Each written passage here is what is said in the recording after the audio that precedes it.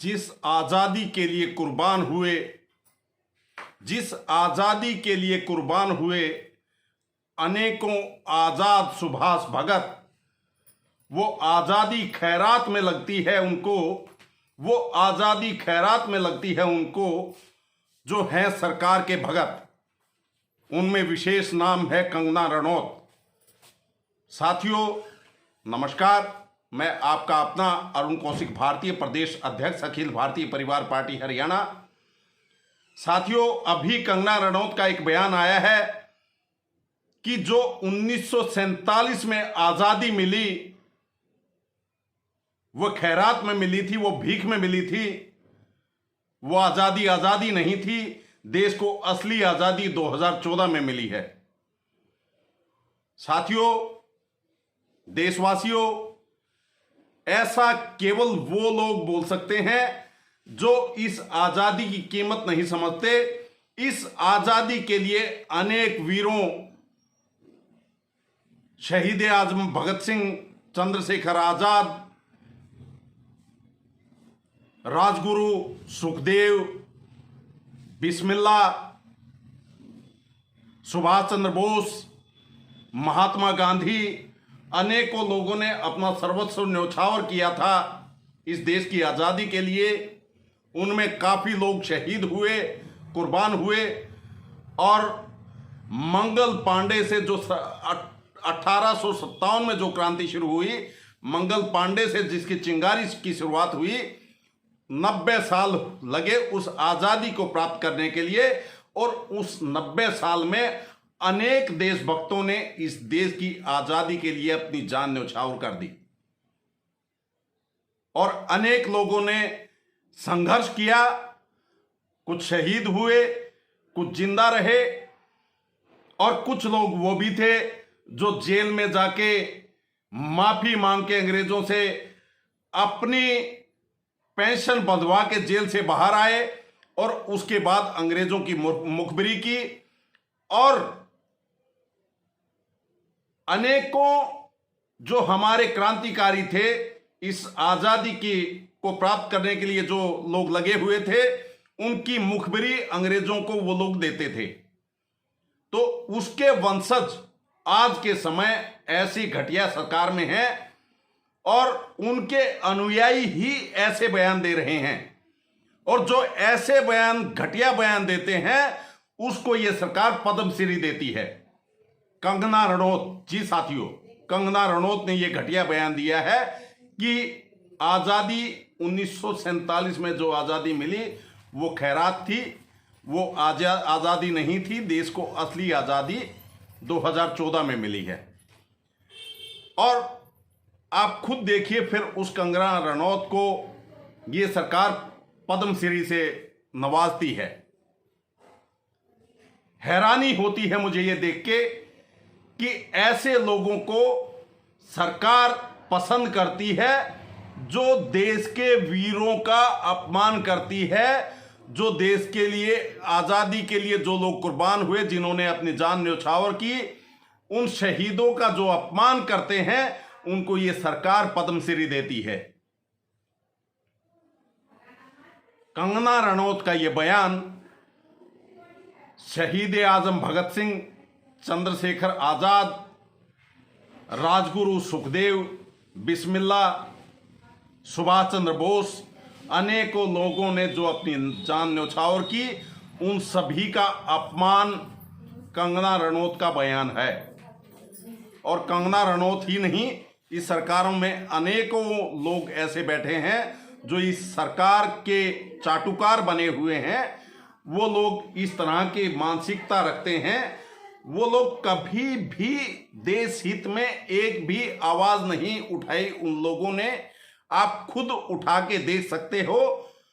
अमिताभ बच्चन, अनुपम खेर, अक्षय कुमार, इन जैसे अभिनेता जो आपके पैसों से, जो आप वो अदाकारी करते हैं, उसके बदले में आप उनकी फिल्में देखते हैं, उस पैसे से वो लोग अमीर बने हुए हैं। और उनको वो 2014 से पहले जो पेट्रोल डीजल की महंगाई थी वो देश विरोधी लगती थी। और आज उससे दुगने रेट हो चुके हैं, जबकि अंतर्राष्ट्रीय स्तर पे पेट्रोलियम के रेट, क्रूड ऑयल के रेट कम हुए हैं। फिर भी पेट्रोल डीजल के रेट, गैस के रेट बढ़े हैं, लेकिन फिर भी उन लोगों को ये महंगाई दिखाई नहीं देती। आज उनका कोई बयान नहीं आता। और इन लोगों को उस समय जब वो चीजें इससे आधे रेट में थी और क्रूड ऑयल के रेट भी कम थे, क्रूड ऑयल के रेट भी ज्यादा थे, तब इनको महंगाई दिखाई देती थी। तो ये सरकार के चाटुकार लोग, आप इनसे ये उम्मीद कर ही नहीं सकते कि ये कभी देश हित में बोलेंगे। इन्होंने कभी भी आवाज, नोटबंदी से देश को जो नुकसान हुआ उसके खिलाफ कभी आवाज नहीं उठाई। जीएसटी को लागू करने में जो कमियां रही, सरकार की जल्दबाजी में जो जीएसटी लागू की, उससे जो नुकसान व्यापारी को हुआ, उसके विषय में इन लोगों ने कभी एक छोटा सा बयान भी नहीं दिया। अनेकों ऐसे राष्ट्रहित के, देश हित के मुद्दे हैं जिनके ऊपर कभी ये लोग बोले ही नहीं। ये लोग देश हित में कभी आवाज नहीं उठा सकते। ये लोग केवल सरकार की चाटुकारिता करके कुछ ना कुछ सम्मान उस सरकार से प्राप्त करने की उम्मीद करते हैं। वो लोग अंधभक्त, वो इस देश पे आज सत्ता में बैठे हुए हैं और उनके सत्ता में बैठ के हमारे भविष्य का फैसला करने वाले लोग वो बने हुए हैं, जो इस देश के गद्दारों के वंशज हैं। सावरकर जैसे गद्दार के वंशज हैं। नाथूराम गोडसे, जिसने कभी किसी अंग्रेज को एक कंकड़ तक नहीं मारा, वो नाथूराम गोडसे, उसने आतंकवादी, वो नाथूराम गोडसे आतंकवादी कहूंगा मैं उसको, और था असलियत में आतंकवादी। उसने महात्मा गांधी की हत्या कर दी, महात्मा गांधी को गोली मार दी, लेकिन किसी अंग्रेज को अपनी जिंदगी में एक छोटा कंकड़ तक नहीं मारा, उसने पत्थर तक नहीं मारा।